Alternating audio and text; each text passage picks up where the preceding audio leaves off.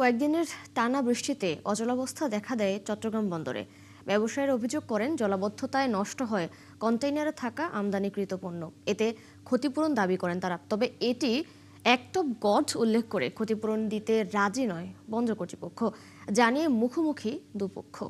সাইফুল ইসলাম শিল্পীর তথ্য ছবিতে প্রতিবেদন। কয়েকদিনের লাগাতার বৃষ্টি ও কর্ণফুলী নদীর অস্বাভাবিক জোয়ারে সৃষ্ট জলাবদ্ধতায় অচল চট্টগ্রাম বন্দর। এতে ডুবে যায় পণ্যবাহী কন্টেইনারগুলো। কন্টেইনার খালাস, পরিবহন ও সরবরাহ ব্যবস্থা ব্যাহত হওয়ায় অতিরিক্ত খরচ বহন করতে হচ্ছে ব্যবসায়ীদের, যা থেকে পরিত্রাণে দ্রুত ক্ষয়ক্ষতি নিরূপণ এবং প্রয়োজনীয় ক্ষতিপূরণের ব্যবস্থা নেয়ার দাবি জানান তারা। সেন্সিটিভ কিছু মাল থাকে, সেখানে পেপার মেটেরিয়ালস থাকে, সেখানে আমাদের আপনার লবণ থাকে, কেমিক্যালস থাকে, যেগুলো পানির সংস্পর্শে নষ্ট হওয়ার সম্ভাবনা বেশি। তারপর কাপড় যদি থাকে, সেই কাপড় যদি পানি লাগে, এই পানিতে ময়লা পানিতে কাপড়গুলো ওটা ব্যবহার অযোগ্য হয়ে যায়।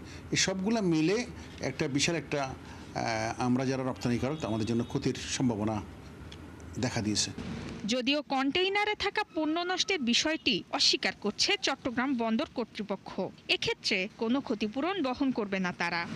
চট্টগ্রাম বন্দরের বিভিন্ন ইয়ার্ডে যেখানে আমাদের কন্টেইনার এবং মালামাল সংরক্ষিত থাকে অথবা শেডে কোনো মালামাল ক্ষয়ক্ষতির রিপোর্ট এখন পর্যন্ত আমাদের কাছে আসেনি। ভারী বর্ষণের কারণে যে জলাবদ্ধতা হয়েছে সেটা তো সামগ্রিক যে আমাদের সুয়েরেজ সিস্টেম আছে চট্টগ্রামে সেটার কারণেই হয়েছে। এটা কোনো ডিপোর দায়ভার তো নেই।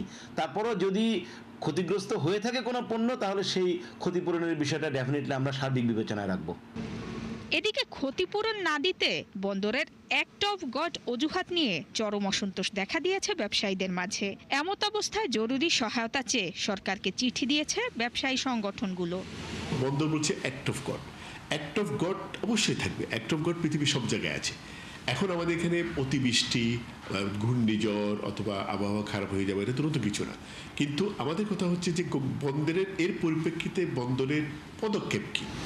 ব্যবসায়ীরা বলছেন বন্দর ও বেসরকারি অফডকের অবকাঠামোগত দুর্বলতায় জলাবদ্ধতা দীর্ঘস্থায়ী হয়েছে, তাই এটিকে প্রাকৃতিক দুর্যোগ বলে দায় এড়ানোর সুযোগ নেই।